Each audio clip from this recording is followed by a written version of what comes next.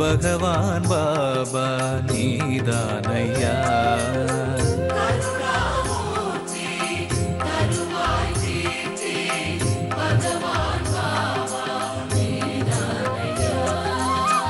அருள் மாமலையே அழியா புகழே உனையன்றி வேறு கதியேதையா.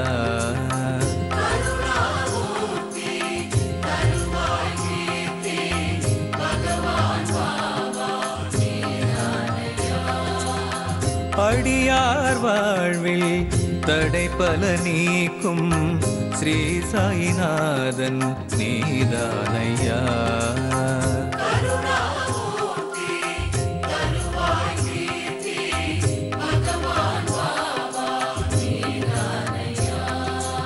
உனையே நாடி உன் புகழ் பாடி வருவோம் நாங்கள் கண் பாராய்.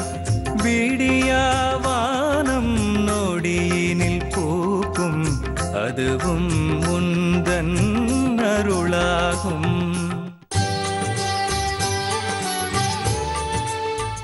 ஜீ தமிழ் தொலைக்காட்சி நேயர்கள் எல்லாருக்கும் என்னுடைய அன்பான பணிவான காலை வணக்கங்கள். பரம் தருவாய் இறைவா தொகுப்பு பகவான் பாபாவுடைய அற்புதங்கள். நாம் நேற்றைய தினம் பார்த்த முக்கியமான ஒரு விஷயம், இந்த பில்லி சூன்யம், ஏவல், செய்வினை இதால் பாதிக்கப்பட்டவர்கள் மன்னிக்க வேண்டும். பாதிக்கப்படக்கூடாது அப்படின்னா தயவு செய்து பாபாவை சரணடையுங்கள். உங்கள் குடும்பத்திற்கு எந்த பிரச்சனையும் வராது என்பதை நான் முதலில் தெளிவாக தெரிவித்து நம்ம நிகழ்ச்சிக்கு போவோம். நேற்றைய தினம் நாம் பார்த்தது இது மாதிரி இந்த பில்லி சூன்யம், ஏவல் வைக்கிறது, செய்வினை பண்ணுறது, அது மூலம் சம்பாதிக்கிறது, குடும்பங்களை கணக்கிறது, குடும்பங்களை அழிக்கிறது, இது போன்ற பல வேலைகளை குஷா பாவ் என்ற ஒரு மனிதன் செய்து கொண்டிருந்தான். குஷா பாவ்னு பேர். அவனுக்கு இதே தான் தொழில். அவன் கையில் ஒரு பிரேஸ்லெட் ஒன்று கட்டியிருப்பான். இந்த பிரேஸ்லெட் மூலமாக தான் இந்த மேஜிக்லாம் பண்ணுறது. இந்த பிரேஸ்லெட் இப்படி ஆட்டினா விபூதி வருது, இந்த பிரேஸ்லெட் இப்படி ஆட்டினா பிள்ளையார் வரும், இப்படி ஆட்டினா சிவலிங்கம் வரும். இதை கண்டு மக்கள் ஏமாந்து போனார்கள். அப்போது என்ன நினைக்கிறாங்க மக்கள்லாம், ஆஹா பார்ப்பா இவர் கையில் என்னப்பா அது என்னென்னமோ சக்தி பண்ணுறாரு, என்னென்னமோ மேஜிக் பண்ணுறாரு. பாபா அதுக்கு வச்ச பேர் என்ன தெரியுமா? பிளாக் மேஜிக்னு வச்சார். இதை நான் பின்னாடி வரேன். இப்போது இந்த குஷா பாவ் எக்கச்சக்க சம்பாத்தியம். ஆமாம், பின்ன அடுத்தவனை கெடுக்கிறவன் தான் ஜாஸ்தி சம்பாதிப்பான். நிறைய சம்பாத்தியம், எக்கச்சக்கம். அது மூலம் இந்த பிரேஸ்லெட் படமாக அப்படி வாழைப்பழத்தை வர வைக்கிறது, ஆரஞ்சு பழத்தை வர வைக்கிறது, இதெல்லாம் பார்த்து மக்கள் ஏமாந்து போயிருந்த காலம். இது மட்டும் பண்ணால் பரவாயில்ல, ஆனால் இதோட கெட்டதையும் பண்ணுவாங்க. என்ன பண்ணுறது? அடுத்தவங்க குடும்பத்தை கெடுக்கிறது. இவன் அண்ணன் தம்பி நல்லா இருந்தானா அவனை பிரித்து விடுறது, இதே வேலை அவனுக்கு. இதன் மூலம் நிறைய சம்பாத்தியம் அவனுக்கு. இவன் பாபாவை பற்றி கேள்விப்படுறான். யார்? இந்த குஷா பாவ். ஷீரடியில் ஒரு பெரிய மகான் இருக்கார், மிகப்பெரிய அற்புதங்களை செய்யக்கூடியவர், பெரிய மகான். அப்படின்ன உடனே இவனுக்கு ஒரு க்யூரியாசிட்டி, என்ன ஒரு ஆர்வம் என்ன வந்ததுன்னா, நம்ம அந்த பாபாவை போய் பார்க்கணும், பாபாவை போய் தரிசனம் பண்ணணும், அவர் யாருன்னு தான் பார்த்துடலாமே, யார் நம்மளை மாதிரி ஒரு ஆள் யார் அப்படின்னு அவனுக்கு ஒரு ஆசை. ஷீரடி கிளம்பி வரான். ஷீரடி கிளம்பி வரான். பாபா துவாரகமாயில் உட்காந்துருக்கார். துவாரகமாயில் உட்காந்து பக்தர்களோடு பேசி கொண்டிருக்கிறார், பக்தர்களை பார்த்து கொண்டிருக்கிறார், பக்தர்களை தரிசனம் எடுத்து கொண்டிருக்கிறார்கள், ஆசி வழங்கி கொண்டிருக்கிறார், ஜாலியாக உட்காந்துருக்கார். இவன் வரான். இவன் வந்த உடனே இவருக்கு ரொம்ப கோபம் ஆகிடுறது. யாருக்கு? பாபாவுக்கு. பாபா பார்த்துட்டார் அவனை. துவாரகமாயி என்ட்ரன்ஸ் உள்ள நுழைய போகிறான். அவன் அந்த மஸ்ஜிதுக்குள்ளே ஏற போகிறான். கத்துறார் பாபா இங்கேருந்து, ஆய் அங்கே நில்லு அப்படின்னு. மிரண்டு போயிடுறான் அவன். என்னடா பார்க்க வரோம், நம்ம யாருன்னு கூட அவருக்கு தெரியாது, அங்கே நில்லு அப்படின்னு ஒன்று. பாபா நான் உங்களை நீ ஒன்று என்னை தரிசனம் பண்ண வர வேண்டாம், நான் உனக்கு ஆசீர்வாதம் பண்ண மாட்டேன். யார்? பாபா சொல்கிறார். எவ்வளோ பெரிய மகான், யார் வந்தாலும் அவர்கள் என்ன கேட்கிறார்களோ அதை கொடுக்கின்ற மகான் இல்லையா? யார் வந்தாலும் அப்படி நமஸ்காரம் பண்ணால், பாபாட்ட நமஸ்காரம் பண்ணியாச்சுன்னா முடிஞ்சுதுங்க. நான் தான் இன்றைக்கி என்னுடைய பக்தர்களை சொல்லிக் கொள்கிறேன். இன்றைக்கி பாபா இல்லையேன்னு வருத்தம் எனக்கு இப்போ இந்த சரிதத்தை படிக்கும்போதே இருந்தது. ஐயோ, இந்த மகான் வாழ்ந்த காலத்தில் நம்ம வாழாமல் போயிட்டோமேன்னு எனக்கு இருந்தது. ஆனாலும் பாபா என்ன சொல்லுகிறார்?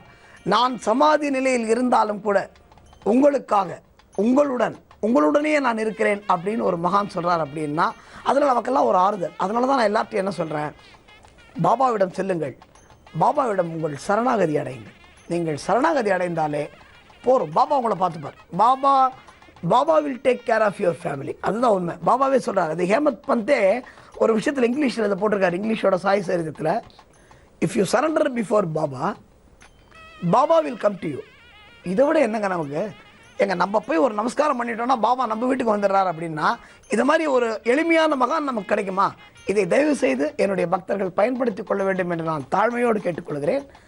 இப்போ என்ன பண்ணுறான், இந்த யார் வந்தாலும் ஆசீர்வாதம் கொடுக்குற பாபா, யார் வந்தாலும் தோளில் தட்டி கொடுத்து கட்டி பிடிச்சிக்கிற பாபா, இவன் வந்தவொடனே இந்த குஷாபாவை வந்தவொடனே நிறுத்துறாரு. அவனை நீ வராத போ அப்படின்றார் பயங்கர கோபமா. குஷாபாவை சொன்ன நான் ஒன்றுமே தப்பு பண்ணு, ஏய் நீ வராதுன்னு சொல்லிட்டா போடா அப்படின்னு சொன்ன உடனே அதுக்கு அடுத்தது பாபா இன்னொரு விஷயத்தை போடுறார். என்ன விஷயம் சொல்கிறார் தெரியுமா? இப்போது ஹேமத் பந்த் சொல்கிறார், நான் சொன்னேன் பார்த்தீங்களா, அடுத்தவர்கள் மனதில் உள்ளதை படிப்பவர் பாபா அப்படின்னு சொல்லிட்டு. பாபாவுக்கு தெரியாதா? பாபாவுக்கு உலகத்தில் எந்த மூலையில் எது நடந்தாலும் பாபாவுக்கு தெரியும். இதுதான் உண்மை.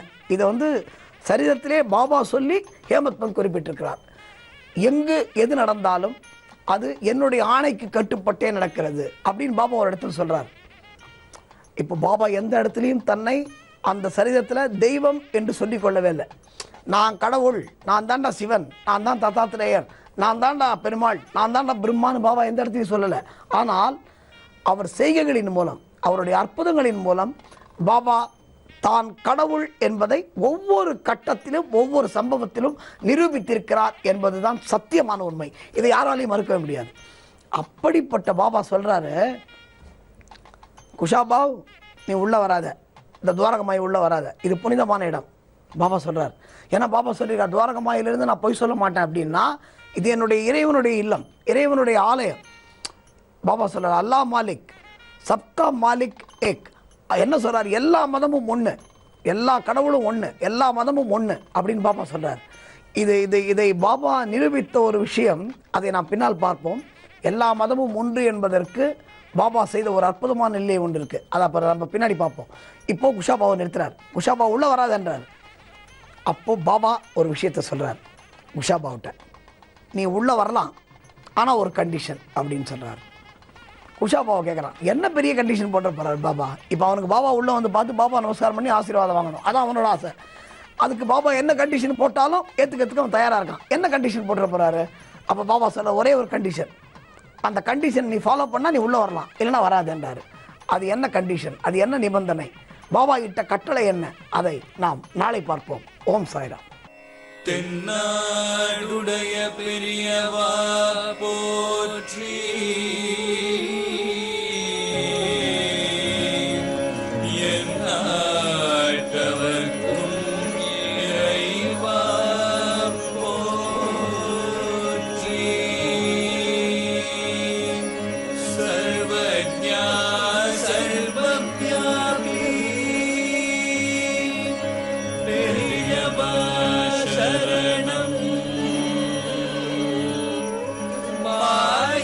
பிறப்பருக்கும் மகா பெரியவா அடி போற்றி, மாயப் பிறப்பருக்கும் மகா பெரியவா அடி போற்றி.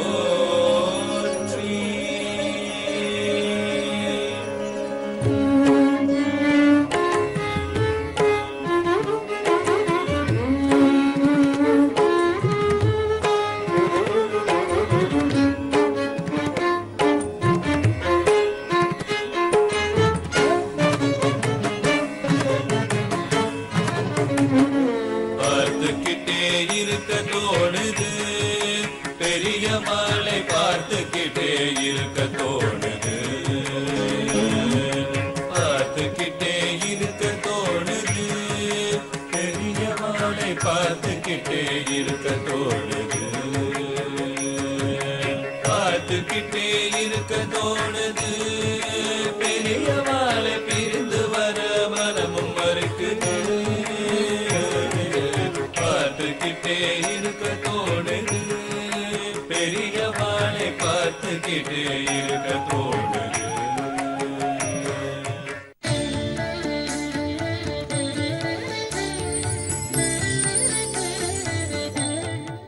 ஜீ தமிழ் தொலைக்காட்சி நேயர்கள் அனைவருக்கும் பி சுவாமிநாதனின் இனிய காலை வணக்கம்.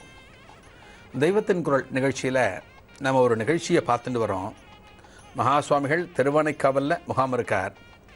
அந்த முகாம் இருந்தபோது ஒரு பக்கத்தில் இருக்கக்கூடிய ஒரு கிராமத்து கோவில், அதாவது மாரியம்மன் கோவில், எப்படி கும்பாபிஷேகம் பண்ணணும்னு ஒரு தலைமை சிவாச்சாரியார் கூப்பிட்டு வச்சு அவர்கிட்ட விளக்கத்தை சொல்லி, இந்த கிராமத்தில் இருக்கிறவா ரொம்ப ஏழையாக இருக்கிறவா, அவகிட்ட பணம் கிடையாது, எல்லாவற்றையும் செலவு பண்ணி திருப்பணி முடிச்சுட்டா, இவ என்ன கொடுக்குறாளோ அதை வச்சு நீ கும்பாபிஷேகத்தை பண்ணி கொடுன்னு சொல்லி அனுப்பிச்சிட்டார். அந்த கிராமத்து தலைவரும் வந்திருந்தார். இதன்படி கும்பாபிஷேகம் பூர்த்தியாச்சு. கும்பாபிஷேகம் முடிஞ்ச உடனே அந்த கிராமத்து தலைவர் கிராமத்தின் சார்பாக ஒரு தொகையை வச்சு தட்டில் வச்சு கொடுக்குறார். அந்த தொகை அந்த தலைமை சிவாச்சாரியாருக்கு போதுமானதாக இல்லை. அவரோட மனசு கஷ்டப்படுறது. அந்த தொகையை பார்த்தா, நான் இவ்வளவு ரூபாய் செலவழிச்சிருக்கேனே, நீ இவ்வளவு கம்மியாக வச்சு கொடுக்குறேன்னு கேட்குறா. அதற்கு அந்த கிராமத்து தலைவர் சொன்னார், சுவாமி மகாபெரிவா அன்னைக்கு அதான சொன்னார், இவா என்ன கொடுக்குறாளோ சந்தோஷமாக வாங்கிக்கோன்னு சொன்னாலே, இதுக்காகத்தான் நான் அவர்கிட்டயே போய் சொன்னேன் அப்படின்னு சொல்லி பார்க்குறார். அவர் விடாப்படியாக நிற்கிறார்.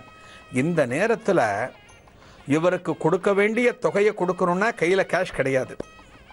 அந்த கிராமத்து தலைவர்கிட்டையோ அந்த கிராமத்து அன்பர்கள்கிட்டையோ இப்போ காசு கிடையாது, ஹாட் கேஷ் கிடையாது. அவருக்கு ஒரே ஒரு எண்ணம் மனசில் தோணித்து, இதைத்தான் செஞ்சு இவரோட கடனை அடைக்கணும், இவருக்கு என்ன தேவையோ அப்போத்தான் கொடுக்க முடியும்னு தீர்மானித்து இந்த கிராமத்து தலைவர் தனது மனைவியை வரவழைக்கிறார்.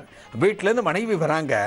மனைவி வந்தவுடனே அந்த மாரியம்மன் கோவில் சந்நிதிக்கு வந்தவுடனே இவர் சொல்கிறார், எங்கள் மாரியம்மன் கோவில் சந்நிதிக்கு முன்னால் அந்த கோவில்லையே இந்த சம்பாஷணை நடக்கிறது.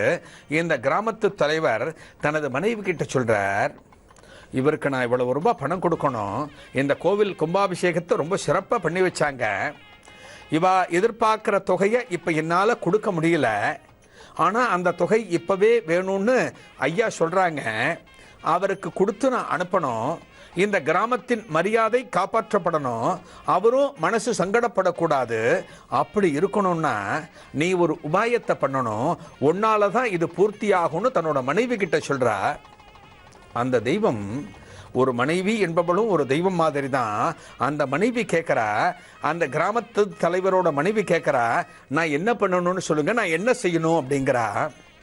இந்த கிராமத்து தலைவர் சொல்கிறார், உன்னோட தாலியை கழட்டி கொடு, நீ தங்க தாலி போட்டுருக்க இல்லையா, அந்த தாலியை கழற்றி கொடு, ஒரு மஞ்சள் கயிறை இதே இடத்துல நீ அணிஞ்சிக்கலாம், அந்த தங்க தாலியை இந்த கிராமத்திலேயே இருக்கக்கூடிய இடத்துல ஒரு இடத்துல நான் அடகு வச்சு அந்த பணத்தை வாங்கி இவருக்கு நான் கொடுத்து விட்டுடுறேன்.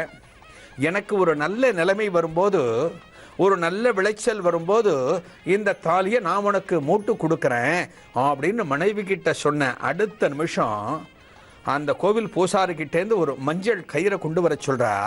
அந்த அம்மாவே எப்பேற்பட்ட ஒரு நல்ல மனுஷ பாருங்க. ஒரு வைதீகம் கற்ற ஒரு அந்தனருக்கு என்ன கொடுக்கணுமோ அதை நாம் கொடுத்துடணும், அவரோட மனசு சங்கடப்படக்கூடாது. என்னத்தான் மகாபெரிவா சொன்னாலும் இந்த இடத்துல அவர் மறுதளிச்சு பேசுகிறார். மகா சுவாமிகள் சொன்னதை காத்தோடு பறக்க விட்டுட்டார். இங்கே புதுசாக எனக்கு கொடுத்தே ஆகணும்னு சொல்கிறார். சரி பரவாயில்ல அப்படின்னு சொல்லிட்டு அந்த பூசாரியை விட்டு ஒரு மஞ்சள் கயிறு கொண்டு சொல்லிட்டு அந்த மஞ்சள் கயிற்றை முடிந்து கொண்டு அந்த தங்கத்தாலியை கழற்றி கணவன் கையில் கொடுக்கிறார், கிராமத்து தலைவர் கையில் கொடுக்கிறார். கிராமத்து தலைவர் உடனே இதை எடுத்துட்டு போயிட்டு பக்கத்தில் ஒரு இடத்துக்கு போயிட்டு அதை அடகு வச்சு ஒரு தொகையை வாங்குறார்.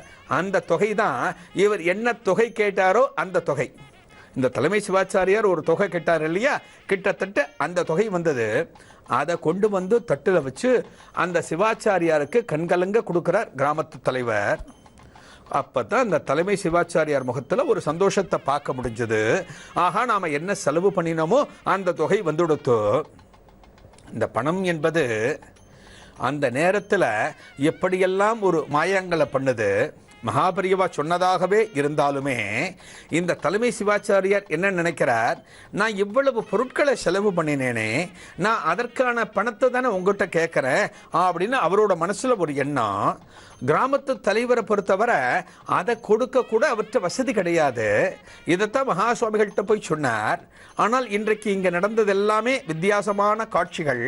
சரி போனது போகட்டும் அப்படின்னு தலைவர் தீர்மானித்து அந்த தொகையை கொடுக்குறார். சிவாச்சாரியார் வாங்கிக்கிறார். சந்தோஷமாக இங்கேருந்து கிளம்பி போயிடுறார். எல்லார்கிட்டையும் உத்தரவு வாங்கிட்டு கிளம்பி போயிடுறார். நேர வீட்டுக்கு போய் அப்புறம் நடந்ததை பாருங்க. மகா சுவாமிகளோட வாக்கு அப்படின்னா அது தெய்வ வாக்குங்கிறது எந்த அளவுக்கு சத்தியம் என்பதை பல சம்பவங்கள் பல கட்டத்தில் நிரூபிச்சிருக்கு. மகா சுவாமிகள் ஒரு வாக்கு சொன்னால் நாம் அதை அப்படியே பின்பற்றணும். அந்த வாக்குக்கு ஒரு மறுகருத்து நாம் தேடக்கூடாது. அந்த வாக்கை எதிர்த்து நாம் எப்பவுமே செயல்படக்கூடாது. ஆனால் இந்த தலைமை சிவாச்சாரியார் என்ன பண்ணிட்டார், மகா சுவாமிகள் சொன்னதை சரியாக நினைவில் வச்சுக்கல, சரியாக தன்னோட சிந்தனையில் வச்சுக்கல, அதை மீறி இந்த இடத்துல செயல்பட்டுட்டார். எந்த இடம், ஒரு கோவில் முன்னால், அதுவும் ஒரு சக்தி வாய்ந்த ஒரு மாரியம்மனுக்கு முன்னால். அந்த கிராமத்து தலைவர் வேற வழியே இல்லாமல் தனது மனைவியை வரவழைச்சு தாலியை கழற்றி அந்த தங்கத்தாலியை அடகு வச்சு பணத்தை கொடுத்துட்டார். இவர் வீட்டுக்கு வந்துட்டார் தலைமை சிவாச்சாரியார். மனைவிகிட்ட எல்லாத்தையும் கொடுக்கார். இந்த செலவு பண்ண பணம்லாம் கொடுத்து இவ்வளவு ரூபாய் நமக்கு வந்திருக்கு அப்படின்னு சொல்லி பணத்தை கொடுத்தார். அன்றைய தினம் ராத்திரி அந்த தலைமை சிவாச்சாரியோரோட மனைவி கனவுல ஒரு மாரியம்மன் வர. அந்த அம்மா சாதாரணமாக நல்லா தூங்கக்கூடிய இயல்பு உண்டு. அந்த அம்மா தூங்குறா. திடீர்னு தூக்கத்தில் ஒரு கனவு வருது. அதில் மாரியம்மன் வரா. முடிச்சு எழுந்து உட்கார்றா. என்னடா மாரியம்மன் நம்ம கனவுல வரா. அந்த மாரியம்மனை பார்க்கும்போது ரொம்ப உக்ரமாக இருக்கிற மாதிரி இருக்கே. அந்த மாரியம்மன் ஒரு சூலத்தை எடுத்துட்டு வர்ற மாதிரி இருக்கே. ரொம்ப உக்ரமாக சூலத்தை தூக்கிட்டு வர்ற மாதிரி இருக்கே நம்மளை நோக்கி அப்படின்னு அந்த அம்மா எழுந்து உட்கார்றா. சரி, ஏதோ கனவு போல இருக்குன்னு திரும்ப படுக்கிறா. திரும்ப படுத்தாலுமே அடுத்த கொஞ்ச நேரத்தில் இதே கனவு திரும்ப அப்படியே ரிப்பீட் ஆகுது. அந்த அம்மாவுக்கு அன்றைய தினம் ராத்திரி தூக்கம் சரியாக கிடையாது. சரி, ஏதோ நமக்கு ஒரு மாதிரி இன்னைக்கு ஆயிருக்கு போல இருக்குன்னு அடுத்த நாள் காத்தால சகல வேலைகளையும் பண்ணி முடிச்சுட்டு அடுத்த நாள் ராத்திரி இதெல்லாம் வராதுன்னு பார்த்தா அடுத்த நாள் ராத்திரி தூக்கத்திலையும் இதே கனவு திரும்ப வருது. இந்த அம்மா நிம்மதியாக தூங்க முடியல. இந்த தலைமை அர்ச்சகரோட மனைவி நிம்மதியாக தூங்க முடியல. படுத்தா இதே கனவு திரும்ப வருது. ஒரு மாரியம்மன் ஒரு சூலத்தை எடுத்துட்டு ஒரு ஆக்ரோஷமான கோலத்தில் வரா. இந்த அம்மாவுக்கு என்ன பண்ணுறதுன்னு தெரியல. ஒரு 2 நாள் 3 நாளைக்கு மேலே இதே கனவு தொடர்ந்து வர வர வர தூக்கமும் கெட்டு போகிறது. இந்த கனவு தொடர்ந்து வந்துட்டுருக்கு. ஒரு 4 நாள் போன பிறகு தனது கணவர்கிட்ட இந்த அம்மா சொல்கிற. இந்த அம்மா சொல்லி, இது போல் மாரியம்மன் ஒரு சூலத்தை வச்சுட்டு குத்துற மாதிரி வந்துட்டுருக்கு. தொடர்ந்து ஒரு 4 நாளாக என்னை பயமுறுத்தின்னு இருக்கு. எனக்கு தூக்கம் வரமாட்டேங்கிறது. எனக்கு பெரிய அவஸ்தையாக இருக்குது. நாம் என்ன தெய்வ குத்தம் பண்ணினோமே தெரியல. ஏதோ தெய்வ குத்தம் பண்ணியிருக்கோம் போல இருக்கு அப்படின்னு கணவர்கிட்ட சொல்கிறா. அந்த தலைமை சிவாச்சாரியார்கிட்ட சொல்கிறா. அந்த தலைமை சிவாச்சாரியார் இந்த விஷயம் அத்தனையும் இந்த அம்மா கிட்ட சொல்லலை. அந்த தாலியை அடகு வச்சு பணத்தை வாங்கி கொடுத்த விஷயத்த இங்கே சொல்லலை. இந்த விஷயம்தான் போல இருக்கு இப்படி பண்ணுறதுன்னு இந்த தலைமை சிவாச்சாரியார் யோசிச்சு, ஆஹா, இதுக்கு என்ன தீர்வு காண முடியும்? நம்ம மனைவி கனவுல இப்படி மாரியம்மன் ஹிம்சை பண்ணுறாளே, நம்ம என்ன பண்ணுறதுன்னு அந்த தலைமை சிவாச்சாரியார் குழம்பின்னு இருக்கார். இதற்கு என்ன தீர்வு காண்பது அப்படின்னு யோசிக்கிறார். அந்த வேளையிலையும் அவருக்கு ஞாபகத்துக்கு வந்தவர் காஞ்சி மகா சுவாமிகள் தான். அந்த மகா சுவாமிகளோட சன்னிதானத்துக்கு இவர் திரும்ப போனாரா. மாரியம்மனோட அந்த ஹிம்சை இவாளுக்கு நீங்கினதா அப்படிங்கிறத நாளைய தெய்வத்தின் குரல் நிகழ்ச்சியில் பார்க்கலாம். நன்றி, வணக்கம்.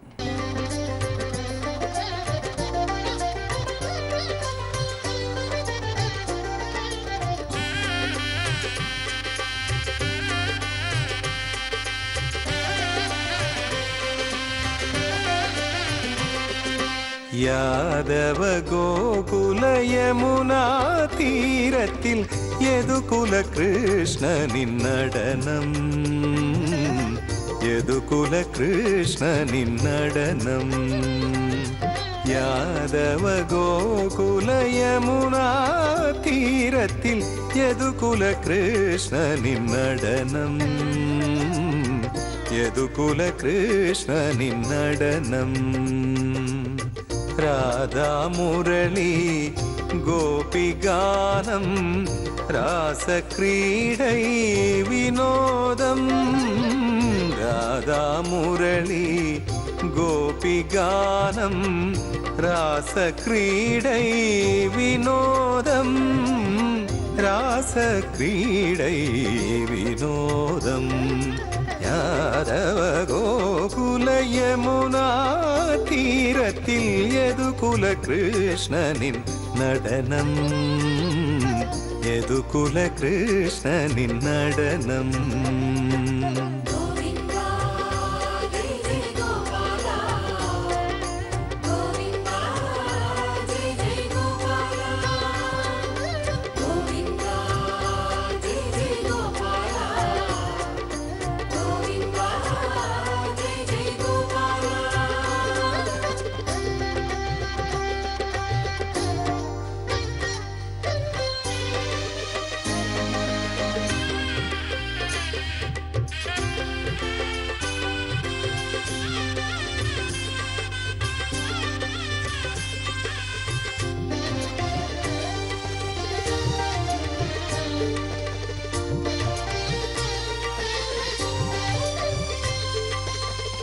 காளிங்க நர்த்தனம் ஆடிய சரணம் கோபியர் சிந்தையில் கண்ணனின் வடிவம் காளிங்க நர்த்தனம் ஆடிய சரணம் கோபியர் சிந்தையில் கண்ணனின் வடிவம் வேதங்கள் போற்றும் வேணுகோபாலன் நவநீத நாட்டியம் அரங்கேற்றம் வேதங்கள் போற்றும் வேணுகோபாலன் நவநீத நாட்டியம் அரங்கேற்றம் கோவிந்தா ஜெய் ஜெய் கோபாலா கோவிந்தா ஜெய் ஜெய் கோபாலா யாதவ கோகுல யமுனா தீரத்தில் யதுகுல கிருஷ்ணனின் நடனம் யதுகுல கிருஷ்ணனின் நடனம்